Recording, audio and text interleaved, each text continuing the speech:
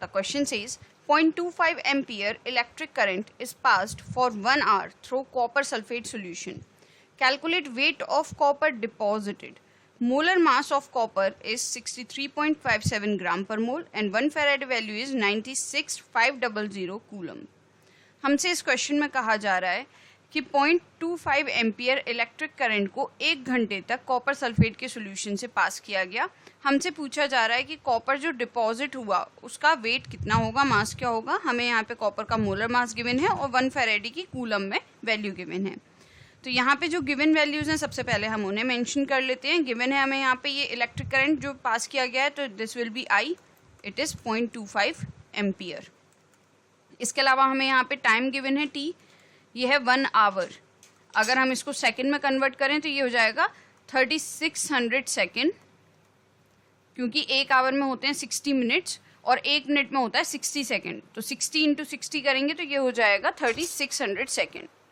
इसके अलावा हमें यहाँ पे गिवन है मोलर मास ऑफ कॉपर, जिसको हम कैपिटल एम से रिप्रेजेंट कर रहे हैं. यह है 63.57 ग्राम पर मोल और हमें यहाँ पे गिवन है 1 फैराड की वैल्यू, दैट इज 96,500 कूलम.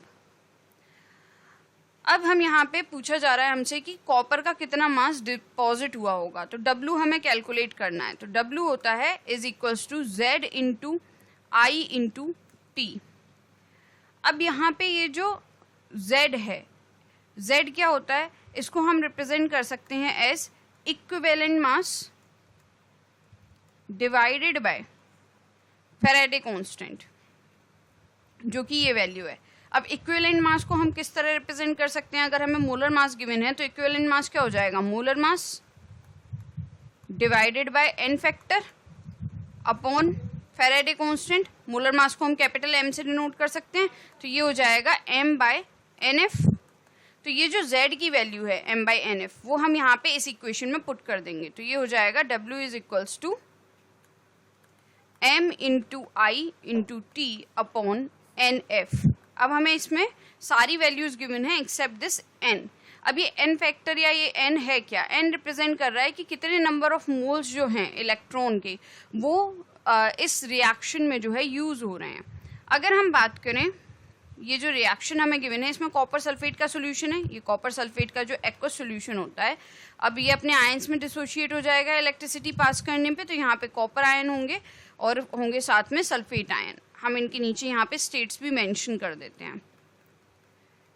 तो ये जो सल्फेट आयन है, एनोड पे क्या हो रहा होगा, एनोड पे रिएक्शन जो हो रही होगी उसमें ये सल्फेट आयन यहाँ पे ये इलेक्ट्रॉन्स लूज करेंगे, ये कन्वर्ट होंगे SO2 प्लस O2 और यहाँ पे 2 इलेक्ट्रॉन्स रिलीज होंगे.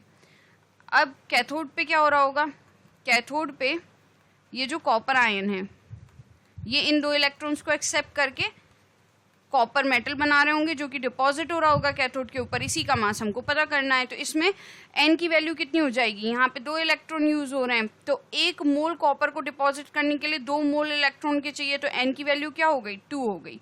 तो यहाँ पे इन वैल्यूज को हम पुट कर देंगे. तो W will be equal to, हमारा सबसे पहले हमें रखना है यहाँ पे molar mass, that is 63.57 gram per mole. इसके बाद में हमें रखनी है I की वैल्यू, दैट इज 0.25 एम्पियर. इसके बाद में हमें रखनी है टाइम, दैट इज 3600 सेकेंड.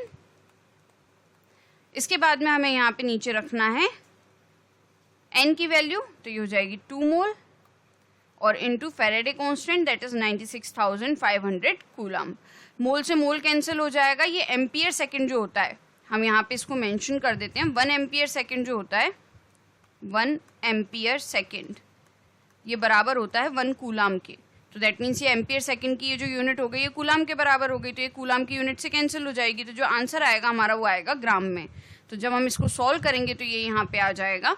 हम इसे यहाँ लिख देते हैं, इसको मैं यहाँ नीचे मेंशन कर रही हूँ. तो ये जो W होगा, that means amount of copper deposited होगा, ये हो जाएगा 0.296 ग्राम.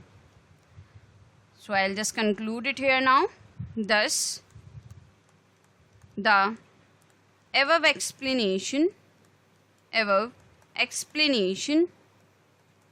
is required answer. I'll just write this here, required answer. I hope you understood the explanation. Thank you.